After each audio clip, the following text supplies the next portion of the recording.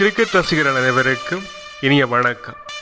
லக்னோவில் நேற்று நடந்த IPL T20 போட்டியின் 30வது லீக் ஆட்டத்தில் லக்னோ சூப்பர் ஜெயண்ட்ஸ் அணியை 5 விக்கெட் வித்தியாசத்தில் தோற்கடித்தது சென்னை சூப்பர் கிங்ஸ் அணி. முதலில் பேட் செய்த லக்னோ அணி 7 விக்கெட் இழப்பிற்கு 166 ரன்கள் சேர்த்தது. 167 ரன்கள் சேர்த்தால் வெற்றி எனும் இலக்குடன் களமிறங்கிய CSK அணி 3 பந்துகள் மீதமிருக்கையில் 5 விக்கெட் இழப்பிற்கு 168 ரன்கள் சேர்த்து 5 விக்கெட் வித்தியாசத்தில் வென்றது.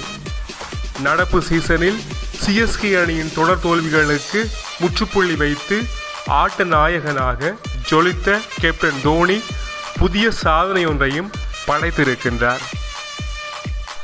லக்னோ அணிக்கு நேற்று பேட்ஸ்மேன்கள் எதிர்பார்த்த பங்களிப்பை செய்யவில்லை. மார்க்கரம், நிக்கோலஸ் பூரன் இருவரும் விரைவாக விக்கெட்டுகளை இழந்தனர். இந்த சீசனில் ஆரஞ்சு தொப்பியுடன் முன்னணியில் இருக்கும் பூரன் விரைவாக விக்கெட்டை இழந்தது CSKவின் நல்ல நேரம் என்றே சொல்ல வேண்டும். அதேபோல மார்ச் 30 ரன்னில் விக்கெட்டை பறிகொடுத்ததும் லக்னோவுக்கு பெரிய ஸ்கோரை வழங்க முடியவில்லை. பூரன், மார்ச் இருவரும் களத்தில் நின்றிருந்தால் CSKவுக்கு 6வது தோல்வி கிடைத்திருப்பது உறுதியாகியிருக்கும். கேப்டன் ரிஷப் பந்த் இந்த சீசனில் லக்னோ அணிக்காக முதல் அரைச்சதத்தை அடித்து 63 ரன்களில் ஆட்டமிழந்தார். CSK சுழற்பந்து வீச்சாளர்கள் பந்து வீசிய வரை ரிஷப் பந்த் வெட்டிலிருந்து பெரிதாக ரன்கள் வரவில்லை. அதன்பின் ரிஷப் பந்த் இயல்பான ஆட்டத்திற்கு திரும்பி லக்னோ ஸ்கோரை உயர்த்தினார். 16 கலீல் அகமது ஓவர்களை குறிவித்த ரிஷப் பந்த் பவுண்டரி சிக்ஸர்களை விளாசி லக்னோ அணியை 150 ரன்கள் கடக்க உதவி புரிந்தார். அதேபோல நெருக்கடியான நேரத்தில் அனுபவம் வாய்ந்த அதிரடி ஆட்டக்காரர் டேவிட் மில்லரை களமிறக்காமல் அப்துல் சமதையும் சர்துல் தாகூரையும் களமிறக்கி லக்னோ அணி தவறு செய்துவிட்டது. அப்துல் சமது களமிறங்க வேண்டிய இடத்தில் மில்லர் களமிறங்கி இருந்தால் லக்னோ ஸ்கோர் இன்னும் கூடுதலாக 20 ரன்கள் சேர்த்திருக்கும். அப்துல் சமது 20 ரன்கள் சேர்த்தும் அதில் 2 சிக்ஸர்கள் மட்டுமே சிரமப்பட்டு அடித்தார். ஷாட் எதுவும் சிக்கவில்லை. ஆனால் மில்லரை அணியில் வைத்திருந்தும் அவரை நடுவரிசையில் களமிறக்காமல் கடைசி வரிசையில் களமிறக்கி லக்னோ அணி அவரை வீணாக்கியது. CSK அணியில் நீண்ட காலம் பெஞ்சில் அமர வைக்கப்பட்டிருந்த உலகக்கோப்பையை வென்ற 19 வயதுக்குட்பட்டோர் அணியின் துணை கேப்டன் ஷேக் ரஷீத் நேற்று அறிமுகமாகியிருந்தார். 2023ஆம் ஆண்டு சீசனில் இருந்து இவரை CSK பாதுகாத்தாலும் விளையாட வாய்ப்புகள் எதுவும் வழங்கவில்லை. ஆனால் ரஷீத் தனக்கு கிடைத்த வாய்ப்பை நேற்று பயன்படுத்தி கொண்டார். ஆகாஷ் தீப் பந்து வீச்சில் 3 பவுண்டரிகள், விராட் கோலி ஸ்டைலில் பிளிக் ஷாட்டில் சூப்பர் பவுண்டரி என 6 பவுண்டரிகள் உட்பட 27 ரன்னில் ஆட்டமிழந்தார். முதல் போட்டியில் விளையாடுகின்றோம் என்ற பதற்றமும் அச்சமும் இல்லாமல் மிகவும் கூலாக ரஷீத் பெட் செய்தார். ஹெக்வார்ட் எட்டிங் ஸ்டைலில் ரஷீத் பெட் செய்ததாக வர்ணனையாளர்கள் தெரிவித்தாலும் ரஷீத்தின் ஆட்டம் நேற்று CSK அணிக்கு பவர் பிளேவில் நல்ல தொடக்கத்தை அளிக்க உதவியிருந்தது. CSK அணி பவர் பிளேயில் ஒரு விக்கெட் இழப்பிற்கு 59 ரன்கள் என நல்ல தொடக்கத்தை அளித்தாலும் நடுப்பகுதியில் விக்கெட்டுகளையும் இழந்தது. ரன் சேர்க்கும் வேகத்தையும் குறைத்தது. ரச்சின் ரவீந்திரா 37 ரன்களில் மார்க்கரம் பந்து வீச்சில் கால்காப்பில் வாங்கி ஆட்டம் இழந்தார். ராகுல் திரிபாதிக்கு கிடைத்த 5வது வாய்ப்பையும் வீணடித்து 9 ரன்கள் சேர்த்து CSK அணிக்கு சுமையாக மாறி வருகின்றார். ஜடேஜா 7, விஜய் சங்கர் 9 ரன்களில் தவறான ஷாட்களால் ஆட்டமிழந்தனர். 15வது ஓவரில் 5 விக்கெட் இழப்பிற்கு 111 ரன்கள் என்று CSK தடுமாறியது. கடைசி 5 ஓவர்களில் 57 ரன்கள் தேவைப்பட்டதால் CSK வெற்றி மதில் மேல் பூனையாக மாறியது. சிவம் துபே களத்தில் இருந்தபோது அவருக்கு லக்னோ சுழற்பந்து வீச்சாளர்கள் பந்து வீசியவரை ரன் சேர்க்க கடும் சிரமப்பட்டு 20 பந்துகளில் 17 ரன்கள் சேர்த்திருந்தார். விஜய் சங்கர், ஜடேஜா ஆட்டமிழந்த பின் துபேயின் ரன் சேர்ப்பில் தொய்வு ஏற்பட்டது. தோனி களமிறங்கிய பின் லக்னோ கேப்டன் ரிஷப் பந்த் ஏன் வேகப்பந்து வீச்சுக்கு வாய்ப்பு கொடுத்தார் என புரியவில்லை. 2024 IPL தொடரிலிருந்து வேகப்பந்து வீச்சுக்கு எதிராக தோனி 222 ஸ்ட்ரைக் ரேட் வைத்திருக்கின்றார். ஆனால் சுழற்பந்து வீச்சுக்கு எதிராக மோசமாக ஆடியுள்ளார். ஆனால் ரவி பிஸ்னாய்க்கு வாய்ப்பு வழங்காமல் தாகூர், ஆவேஸ் கானை வைத்து வைரு, யார்கர், புல்டாஸ் ஷார்ட் பிட்சில் பந்து வீச வைத்து தோனி துபே ரன் சேர்ப்பை லக்னோ எளிதாக்கியது. ஷர்துல் வீசிய 19வது ஓவரில் துபே 2 பவுண்டரி நோபோலில் சிக்ஸர் என 19 ரன்கள் சேர்த்தபோது வெற்றி லக்னோவின் கைகளை விட்டு சென்று விட்டது. 6வது விக்கெட்டுக்கு தோனி துபே கூட்டணி 28 பந்துகளில் 57 ரன்கள் சேர்த்தனர். துபே 43, தோனி 26 ரன்களுடன் இறுதி வரை ஆட்டமிழக்காமல் இருந்தனர். இந்த நேரத்தில் சிஎஸ்கே அணியின் வெற்றிக்கு முக்கிய காரணம் சுழல்பந்து வீச்சாளர்கள் ஜடேஜா, நூர் முகமது இருவரும் தான். இருவரும் சேர்ந்து 7 ஓவர்கள் வீசி 37 ரன்கள் கொடுத்து 2 விக்கெட்டுகளை வீழ்த்தி நடுப்பகுதியில் லக்னோ ரன் ரேட்டை இழுத்து பிடித்தனர். நூர் முகமது விக்கெட்டுகளை வீழ்த்தாவிட்டாலும் 4 ஓவர்களில் 13 ரன்கள் மட்டுமே வழங்கினார். ஜடேஜா 24 ரன்கள் கொடுத்து 2 விக்கெட்டுகளை கைப்பற்றினார். ஆனால் வேகப்பந்து வீச்சாளர்கள் பதிரானா, கலில் அகமது, ஓவர் ரன் ஆகியோர் எதிர்பார்த்த அளவுக்கு கட்டுக்கோப்புடன் வீசவில்லை. கம்போஜ் 3 ஓவர்கள் வீசி 20 ரன்களுடன் 1 விக்கெட்டையும் எடுத்தார். இந்த ஆட்டத்தில் திருப்பு முனையாக அமைந்தது நூர் முகமது ஜடேஜாவின் பந்து வீச்சுதான்.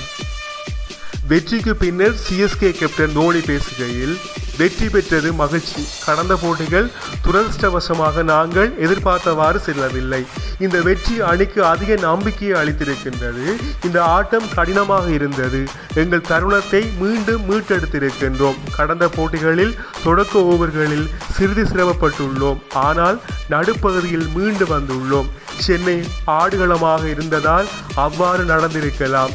சிறந்த ஆடுகளத்தில் சிறப்பான ஆட்டத்தை வெளிப்படுத்துவோம் என்றார். தொடர்ந்து பேசிய தோனி, முதல் 6 ஓவர்களில் அதிக பந்து வீச்சாளர்கள் தேவை. அஸ்வினை பவர் பிளேவில் பந்து வீச வைத்து அதிக அழுத்தம் கொடுப்போம். எதிரணிக்கு நெருக்கடி கொடுத்த பந்து வீச்சாளர்களை மாற்றுவோம். அந்த வகையில் பந்து வீச்சு என்பது இன்று பெட்டிங்கை விட சிறப்பாக இருந்தது. ரஷித் உண்மையாகவே நன்றாக பெட் செய்தார். கடந்த சில ஆண்டுகளாகவே எங்களுடன் பயணிக்கின்றார். வலைப்பயிற்சியில் ரஷித் பெட்டிங் சிறப்பாக இருந்தது. முன்னேற்றம் காணப்பட்டது. பெட்டிங் வரிசையிலும் எங்களுக்கு மாற்றம் தேவைப்பட்டதால் ரஷித்தை கொண்டு வந்தோம் என்று தெரிவித்திருந்தார். லக்னோ அணி இன்னும் கூடுதலாக 10 முதல் 15 ரன்கள் சேர்த்திருந்தால் வெற்றி பெற்றிருக்கும் என கேப்டன் ரிஷப் பந்த் தெரிவித்திருந்தார்.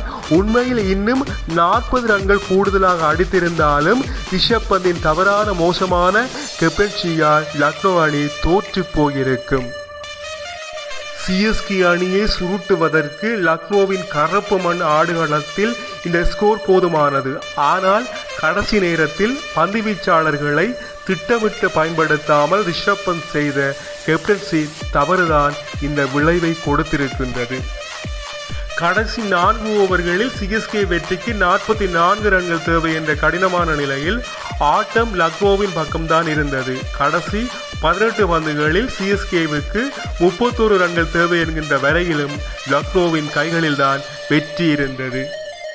2 ஓவர்களில் 24 ரன்கள் என்ற ரீதியில் சிஎஸ்கேவுக்கு கடின இலக்கு வைக்கப்பட்டிருந்தது. அப்போதும் லக்னோ அணி விழிக்கவில்லை. தேவையின்றி கடைசி 2 ஓவர்களை சர்துல் தாகூர் ஆவேஸ் கானுக்கு வழங்கி அணியின் வெற்றியை தனது குருநாதர் தோனிக்கு பரிசாக ரிஷப் பந்த் அளித்திருக்கின்றார். லக்னோ அணி வெற்றிக்கு உரித்தானது.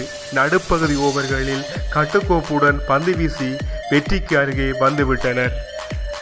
லக்னோ அணியின் சுழல் பந்து வீச்சாளர்கள் திக்வேஷ் ராதி, ரவி பிஷ்னாய், மார்க்கரம் ஆகியோர் 11 ஓவர்கள் வீசி 80 ரன்கள் கொடுத்து 4 விக்கெட்டுகளை வீழ்த்தினர். ஆனால் 19வது ஓவரில் சர்துல் தாகூர் 19 ரன்கள் கொடுத்ததுதான் லக்னோவை தோல்வி குழிக்குள் தள்ளியது. ரவி பிஷ்னாய்க்கு 3 ஓவர்கள் மட்டுமே வழங்கிய நிலையில் ஏன் 4வது ஓவரை ரிஷப் பந்த் வழங்கவில்லை என்பது கேள்விக்குறியாக இருக்கின்றது. ஆனால் ரிஷப் பந்தின் தவறான கேப்டன்சி சிஎஸ்கேவுக்கு சாதகமாக அமைந்தது. ரவி பிஷ்னோய் நேற்றைய ஆட்டத்தில் 3 ஓவர்கள் வீசி 18 ரன்கள் கொடுத்து 2 விக்கெட்டுகளை வீழ்த்தி கட்டுக்கோப்புடன் பந்து வீசியிருந்தார். ஆனால் அவருக்கு 4வது ஓவரில் ரிஷப் பந்த் ஏன் வழங்கவில்லை என்பது கேள்வியாக வர்ணனையாளர்கள் வைத்தனர். ரிஷப் பந்தின் இந்த தவறான முடிவுதான் லக்னோ அணியின் தோல்விக்கு காரணமாக அமைந்தது. 166 ரன்களை லக்னோ அணி சொந்த மண்ணில் டிபெண்ட் செய்திருக்க முடியும். இந்த ஸ்கோரை கடைசி 3 பந்துகள் இருக்கும் போதுதான் தோனி துபேயால் அடிக்க முடிந்தது. அப்படி இருக்கும் போது ஏதேனும் ஒரு ஓவரை கட்டுக்கோப்பாக வீசியிருந்தால் ஆட்டம் தலைகீழாக மாறியிருக்கும். ரவி பிஸ்னோய் 13வது 9வது ஓவரில் தெரிபாதி ஜடேஜா விக்கெட்டுகளை வீழ்த்தினார். இவர் வீசிய 18வது பந்துகளில் 9 பந்துகள் டாட் பந்துகள். அனுபவம் இல்லாத டிக்போஸ் ராதிக்கும் மார்க்கரமுக்கும் 4 ஓவர்களை முழுமையாக வழங்கிய ரிஷப் பந்த் ஏன் அனுபவம் வாய்ந்த லெக் ஸ்பின்னர் ரவி பிஸ்னோய்க்கு 4வது ஓவரை வழங்கவில்லை என்பது கேள்வியாக இருக்கின்றது.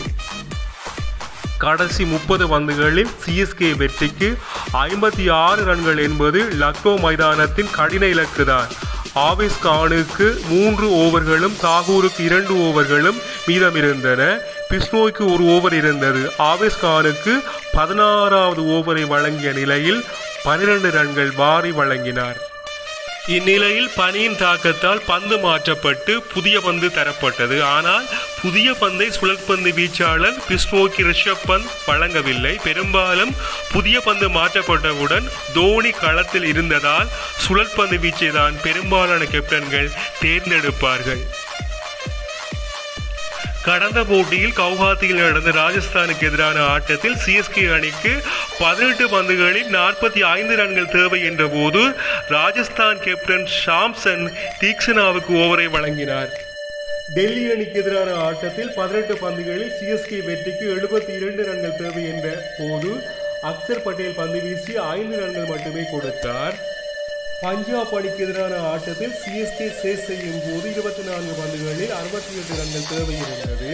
களத்தில் தோனி இருந்ததால் கேப்டன் ஸ்ரேயாஸ் உடனடியாக யஜுவேந்திர சகலுக்கு ஓவரை வழங்கினார். தோனியால் ஒரு பவுண்டரி கூட அடிக்க முடியவில்லை. 2020 ஐபிஎல் சீசனில் இருந்து சுழற்பந்து வீச்சுக்கு எதிராக தோனியின் ஸ்ட்ரைக் ரேட் 94 மட்டும்தான். 243 பந்துகளை சந்தித்த தோனி 14 பவுண்டரிகள் 9 சிக்சர்கள் தான் அடித்திருக்கின்றார். ஆனால் 2024 ஐபிஎல் சீசனில் இருந்து வேகப்பந்து வீச்சுக்கு எதிராக தோனி 222 ஸ்ட்ரைக் ரேட் வைத்திருக்கின்றார். தோனிக்கு 1 ஓவரை ரவி பிஸ்னோய் மூலம் பந்துக்கு சமைத்திருந்தால் தன் நெருக்கடி அதிகமாகி சிஎஸ்கே தோல்வியில் வீழ்ந்திருக்கலாம். லக்னோ அணிக்கு கிடைக்க வேண்டிய வெற்றியை கேப்டன் ரிஷப் பந்த் தனது குருநாதர் தோனிக்கு சாரை வார்த்து விட்டார். இந்த போட்டியில் ஒரு கேட்ச், ஒரு ரன் அவுட், ஒரு ஸ்டம்பிங் செய்து 11 பந்துகளில் அதிரடியாக 26 ரன்கள் சேர்த்து கேப்டன் மகேந்திர சிங் தோனி ஆட்ட நாயகனாக தேர்ந்தெடுக்கப்பட்டார். 2019ஆம் ஆண்டுக்கு பின்னர் தோனி ஐபிஎல் தொடரில் ஆட்ட நாயகன் விருது வென்றார். ரவீந்திர ஜடேஜா வீசிய ஆட்டத்தின் 14வது ஓவரில் லக்னோ வீரர் ஆயுஷ் படோனி இறங்கி அடிக்க முற்பட்ட போது அவரை ஏமாற்றி விக்கெட் கீப்பர் தோனியிடம் தஞ்சம் அடைந்தது. அவர் சற்றும் தாமதிக்காமல் மின்னல் வேகத்தில் ஸ்டம்பிங் செய்து படோனியை பெவிலியனுக்கு அனுப்பி வைத்தார். இதன் மூலம் ஐபிஎல் போட்டிகளில் பீல்டிங்கில் 200வது வீரரை ஆட்டமிழக்க செய்தவர் என்ற சாதனையை தோனி படைத்திருக்கின்றார். அதன் பிறகு கடைசி ஓவரில் லக்னோ கேப்டன் ரிஷப் பந்தை கேட்ச் செய்து ஆட்டமிழக்க செய்தார் தோனி. இதுவரை 271 ஐபிஎல் போட்டிகளில் விளையாடி உள்ள தோனி 201 பேட்ஸ்மேன்கள் ஆட்டமிழக்க காரணமாக இருந்திருக்கின்றார். அதில் 155 கேட்ச்களும் 46 மின்னல் வேக ஸ்டம்பிங்கும் அடங்கும். சிஎஸ்கே தொடர்ந்து 5 தோல்விகளை சந்தித்த நிலையில் தோனி கேப்டன்சி ஏற்றபின் முதல் வெற்றி கிடைத்திருக்கின்றது. இந்த வெற்றியால் புள்ளி பட்டியலில் சிஎஸ்கே அணியால் எந்த மாற்றத்தையும் கொண்டு வர முடியவில்லை. தொடர்ந்து கடைசி இடத்தில்தான் இருக்கின்றது. அடுத்தடுத்து வெற்றிகள் கிடைத்தால் சிஎஸ்கே அணியின் நிலை மாறும். லக்னோ அணி 8 புள்ளிகளுடன் 4வது இடத்தில் இருக்கின்றது. தோல்விகளோ வெற்றிகளோ எப்போதுமே நிரந்தரமல்ல என்பதை தோனி அழகாக காட்டியிருக்கின்றார் நேற்றைய போட்டியிலே.